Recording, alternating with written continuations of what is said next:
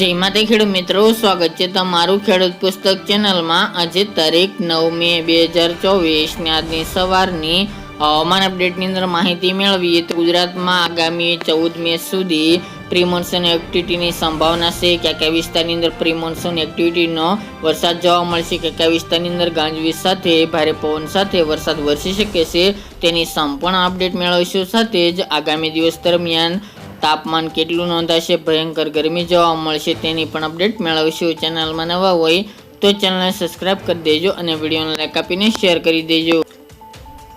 ગુજરાતની અંદર 2 દિવસથી પ્રી મોન્સૂન એક્ટિવિટીનો વરસાદ જોવા મળી રહ્યો છે। આગામી 14 મે સુધી ગુજરાતના અલગ અલગ વિસ્તારની અંદર ગાજવીજ સાથે ભારે પવન સાથે પ્રી મોન્સૂન એક્ટિવિટીની સંભાવના રહેલી છે, જેમાં ગુજરાતના મોટાભાગના વિસ્તારની અંદર હળવા સામાન્ય તો કોઈક જગ્યાએ ભારે ઝાપટા પડે તેવી શક્યતા દેખાઈ રહી છે।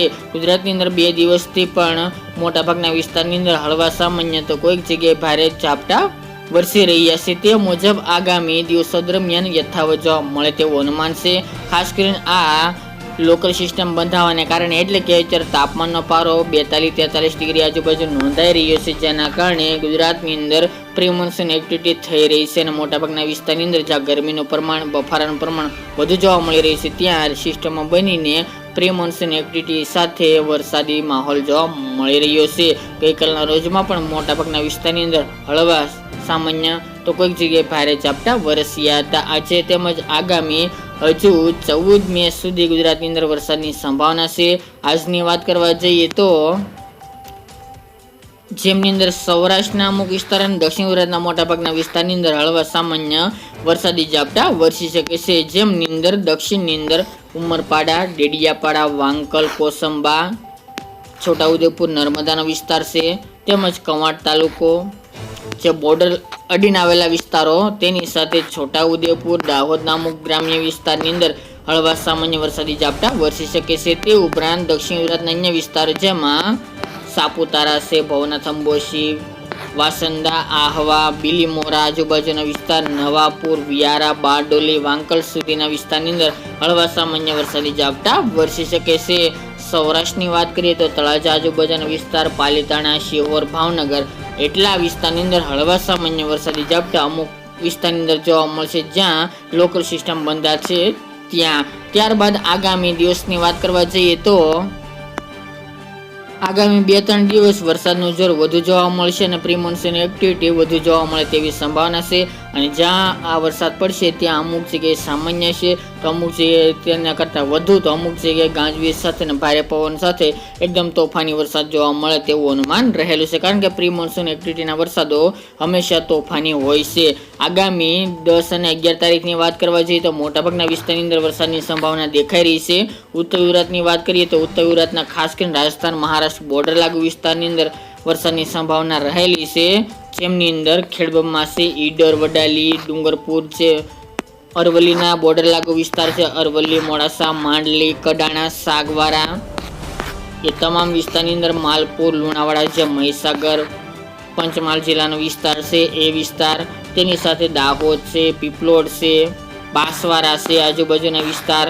દક્ષિણ ગુજરાતની અંદર વાત કરવા જઈએ તો છોટાઉદેપુરના ગ્રામ્ય વિસ્તાર, કવાંટ તાલુકો છે, નર્મદા જિલ્લો, તેની સાથે ઉમરપાડા, ડેડિયાપાડા એ વિસ્તારની અંદર પણ વરસાદની સંભાવના યથાવત જોવા મળશે। આ સિવાય નવાપુર છે, આહવા, ડાંગ, વાસંદા, બિલીમોરા, સાપુતારા, કડાણા, વાની, કાડોલી તેમજ વાપી, દમણ આજુબાજુના વિસ્તારની અંદર પણ વરસાદની સંભાવના આગામી 2 દિવસ દરમિયાન જોવા મળી શકે છે। તેમજ મુંબઈ, મહારાષ્ટ્ર, નાસિક, ઔરંગાબાદ સહિતના ભાગોની અંદર પણ તેની સાથે ઉત્તરમાં રાજસ્થાન બોર્ડર લાગુ વિસ્તારની અંદર પણ વરસાદની શક્યતા આગામી 14 તારીખ દરમિયાન જોવા મળશે। અને અત્યારે જે અપડેટ આપણે આપી રહ્યા છીએ આગામી 3 દિવસ દરમિયાનની અપડેટ આપી રહ્યા છીએ તે મુજબ ગુજરાતના અલગ અલગ વિસ્તારની અંદર વરસાદની સંભાવના રહેલી છે। સૌરાષ્ટ્રની અંદર રાજકોટ, જસદણ, બોટાદ, અમરેલી, જુનાગઢ, સુરેન્દ્રનગર જેવા વિસ્તારની અંદર પણ હળવા સામાન્ય વરસાદી ઝાપટાની શક્યતા આગામી 3 દિવસ દરમિયાન જોવા મળી શકે છે। તેમજ 12 થી લઈને 14 તારીખ દરમિયાન પણ એટલા વિસ્તારની અંદર વરસાદની સંભાવનાઓ દેખાઈ રહી છે। ખાસ કરીને જ્યાં ગરમીનું પ્રમાણ, બફારાનું પ્રમાણ અને ઉકળાટનું પ્રમાણ વધુ છે ત્યાં પ્રી મોન્સૂન એક્ટિવિટી જોવા મળશે, જેના કારણે વરસાદ વરસી શકે છે। તે ઉપરાંત વાત કરવા જઈએ તો ધીરે ધીરે ગુજરાતની અંદર પ્રી મોન્સૂન એક્ટિવિટીની શરૂઆત થઈ ચૂકી છે. આગામી દિવસ દરમિયાન 1 મહિના બાદ હવે ગુજરાતની અંદર ચોમાસું પણ એન્ટ્રી લે તેવી શક્યતા છે. હાલની અપડેટ મુજબ 1 અને 2 જૂન આજુબાજુ કેરળમાં ચોમાસું પહોંચી જાય તેવી સંભાવનાઓ છે. ત્યારબાદ ગુજરાતની અંદર વિધિવત રીતે 14 થી લઈને 15 જૂન આજુબાજુ ચોમાસું ગુજરાતની અંદર પ્રવેશે તેવી શક્યતાઓ રહેલી છે. ત્યારે અરબી સમુદ્ર, બંગાળની ખાડી તેમજ હિન્દ મહાસાગર પણ એક્ટિવેટ થઈ ચૂક્યા છે. ધીરે ધીરે ગુજરાતની અંદર કે ભારતની આજુબાજુ હિન્દ મહાસાગર, ત્યારબાદ બંગાળની ખાડી અને અરબી સમુદ્રમાં ચોમાસું આવે તેવી શક્યતાઓ રહેલી છે. હવે 15 થી 17 દિવસની અંદર ધીરે ધીરે ચોમાસું આગળ વધે તેવું અનુમાન દેખાઈ રહ્યું છે. તે ઉપરાંત વાત કરીએ તો તાપમાનની, આજે પણ તાપમાનનો પારો યથાવત 42 થી 43 ડિગ્રી જોવા મળશે, જેમાં અમદાવાદ, ગાંધીનગર, વડોદરા, બરોડા, સુરત, આજુબાજુનો વિસ્તાર, રાજકોટ, જુનાગઢ, અમરેલી, બોટાદ, સુરેન્દ્રનગર, હળવદ, મહેસાણા, પાલનપુર, ડીસા, તેની સાથે પાટણ, રોડા, હિંમતનગર, ખેડબ્રહ્મા, રાધનપુર સહિતના ભાગોની અંદર તાપમાનનો પારો 42-43 ડિગ્રી સુધી જવાની સંભાવનાઓ દેખાઈ રહી છે. જ્યારે ઓવરઓલ વાત કરીએ તો 38 થી લઈને 40ની રેન્જમાં તાપમાન યથાવત આગામી 3 દિવસ દરમિયાન જોવા મળશે.